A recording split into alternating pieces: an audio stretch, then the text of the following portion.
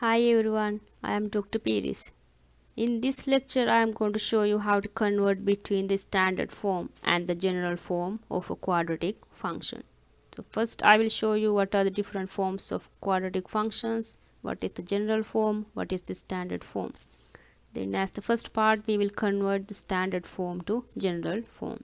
Then I'll show you how to convert the general form into standard form. So what are the forms of quadratic functions? This is the standard form. So this standard form is given as f of x equals a times x minus h squared plus k, and where a, h and k are real numbers. So the h comma k is the vertex of the quadratic function. And here is the general form. This is the general quadratic function, ax squared plus bx plus c, and a, b, c are real numbers. So how do we convert between these two forms? So I'm going to show you a few examples to show how to convert between both forms. So we start with converting the standard form to general form. So which means we have given the standard form, we need to find the general form. So the first example, how do we write down this quadratic function which is given in the standard form? We need to convert into the general form. This is very easy. The only thing we need to do is to expand the squares and then combine like terms. So how do we expand the square? So the square can be expanded like this. So f of x equals, so x plus 1 is squared, the square of the first term, and then 2 times the product of the two terms. So x times 1 is x, and 2 times that is 2x. Then the square of the second term, which is plus 1 squared, is plus 1, and then minus 2, and then we simply combine the like terms. So x squared plus 2x, 1 minus 2 is negative 1. So now this is in the general form. So this is very simple. You just need to expand the square and then combine the like terms. Another example, so we do the same thing. This is in the form of the standard form. Now we need to find the general form. So we must first square, do the square first, and then let's combine the like terms. So to do the exponent, x minus 1 squared, the first one is the square of the first term, then 2 times the product of two terms. The product of the two terms, x times negative 1 is negative 1x, negative 1x times 2 is negative 2x, and the square of negative 1, so negative 1 squared is positive 1 plus 3. And then we need to distribute this parenthesis. We multiply each and every term by 2.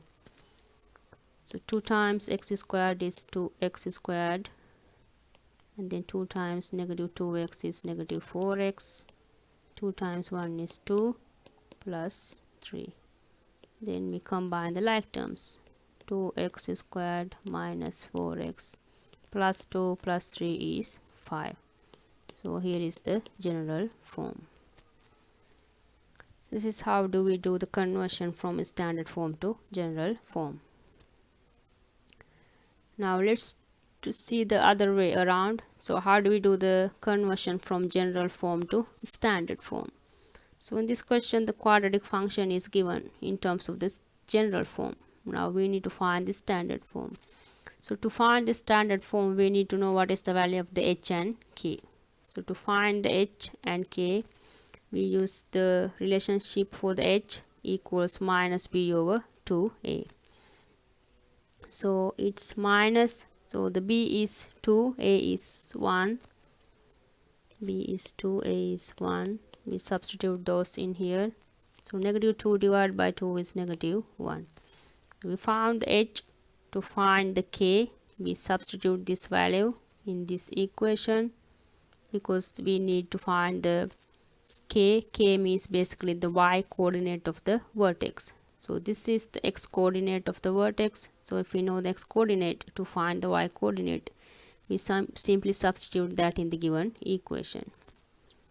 So we're looking for the k, which is f of negative 1 So we substitute x equals -1 in here. X is -1 squared plus 2 times x is -1 minus 1. So -1 squared is 1, 2 times -1, -2 minus 1. So the k is equal to -2. So this is the value of the k. So we found the h is -1 and the k is -2. So we can write the standard form. Standard form is given as f of x equals a times x minus h squared plus k. So if we do that, so the value of the a is equal to 1. It's 1 over here, which means x minus h. H is -1, so this becomes +1 squared plus k. K is -2. So here is the standard form. This is the standard form. So this is what you do all the time to find the standard form. First find the h and the k, and then substitute this in the given the standard form. Now let's see this example. So this is the same example that I just explained, but in here I'm going to show you how to find the standard form using a different method. So in this example we will find the standard form by completing the square. So let's see how we're going to complete this square to find the standard form. So the first one is f of x equals x squared plus 2x minus 1. This is the given quadratic function. Now we have these two terms, which is a part of a perfect square. So we basically need to find the constant that make this a perfect square. So how do we do this? So what you're going to do is find the coefficient of the term x and then divide it by 2 and then square it and then add that number over here. So this is 2. In this example the coefficient of x is 2. So we divide the coefficient by 2 and then you get the answer. Then we square it. 1 squared is 1. And then we must add this number right here. So we found it is equal to 1. And then we bring down whatever the number we had, -1. Now this +1 was added by ourselves to this equation. So if we add the +1, this basically an additional thing compared to the original equation. So which means we have done some change. So to overcome that change, if you add the +1, you need to subtract 1. So it would cancel out. So +1 and -1 cancel out. So we will get the same thing that we had in the original case. So that is very important. So once you find the number that you want to make the perfect square, once you add it, you always need to subtract that. So you would not alter the original equation. Now once we add the number, this part is a perfect square. So this can be written as x plus 1 squared. So that is the x plus 1 squared. So it's basically the number that you found here goes here, because it is the square root of the value that you add up here. So x plus 1 squared, and the sign in the middle comes from this sign. So if you expand this x plus 1 squared, the first one is the x squared, then 2 times the product of these two is 2x, square of 1 is 1.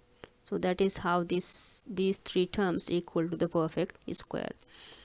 And then we combine the rest of the numbers. So -1, which is -2. So we already found the standard form.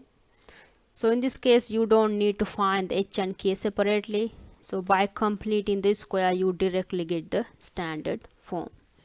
So this is the second method of finding the standard form when the general form is given. Let's see another example. So we're going to convert this general form into the standard form by finding h and k. So in this case the b is -4, a is equal to 2. So we will find the h equals -b/2, minus b is -4, 2 times a is equal to 2. So plus 4 over 4, which is 1. H is equal to 1. So this is the x coordinate of the vertex. To find the y coordinate, we substitute this in the given equation. So the k is equal to f of 1. So we substitute x equals 1. 1 squared minus 4, x is 1 plus 5. 2 minus 4 plus 5. So the k is equal to 3. K is equal to 3. So we found the vertex 1 and 3. So we can write the standard form. The standard form is given f of x equals a times x minus h squared plus k. Now what is the value of the a? A is equal to 2. X minus h is equal to 1 that we found. So minus 1 squared, and we found the k is equal to 3. So this is the standard form. So once you find h and k, you simply use the standard form and then substitute for h and k as well as for the value of the a. Now let's see the same example and then solve it using the other method, completing the square. So how do we complete the square for this one? This is a special case because in this example the a is equal to 2, which is not 1. So the first thing that we need to do is to factor out the 2 from the first two terms, because in the standard form inside the parentheses it is only the x. There is no any coefficient goes with x inside the parentheses. So because of that, we must take out whatever the coefficient that goes with the x squared, and then we factor that out using the two terms. So if I factor out 2, becomes x squared minus 2x plus 5. So that must be done all the time. First you need to make this x squared term go alone without any coefficient. The coefficient of the x squared must be 1 all the time. So whatever the coefficient that you have for the x squared term, you must always factor that out from both terms, from both x terms. So once we do that, now we can complete the square for this part. So we start completing the square. Now what would be the number that we need to add to complete the square? So this is minus 2, which is the coefficient of the x, which is minus 2. So we divide minus 2 by 2, negative 1, then negative 1 square, which becomes plus 1. So you add 1 here. Now you are adding 1 here, but you have to make sure that this 1 is multiplied by 2. So basically you actually added 2. You actually added 2, which means we need to subtract 2 from the 5. So we don't alter the original equation. Since we added 1 ourselves, we have to make sure that this 1 is multiplied by 2. So you subtract 2 from the 5. Then this part is the perfect square, 2 times x minus 1 squared. So minus 1 is whatever we get here, or basically that sign comes from the middle term, and the square root of 1 is 1. Then plus 5 minus 2 is plus 3. So to easily find this one, you can basically use that. It's the same thing. Or other method is you get the sign over here, and the square root of this number that you add up goes as the second term. Now this is in the standard form. So we already found the standard form. So it is very important that you factor out the coefficient of this x square term first, and once you add the coefficient, add the constant to make it a perfect square, make sure that you multiply that with the outer number and then subtract that number. And this is another example. So first we're going to solve this using the general method by finding the h and k. So in this case the b is 4, a is negative 1. H is equal to minus b over 2.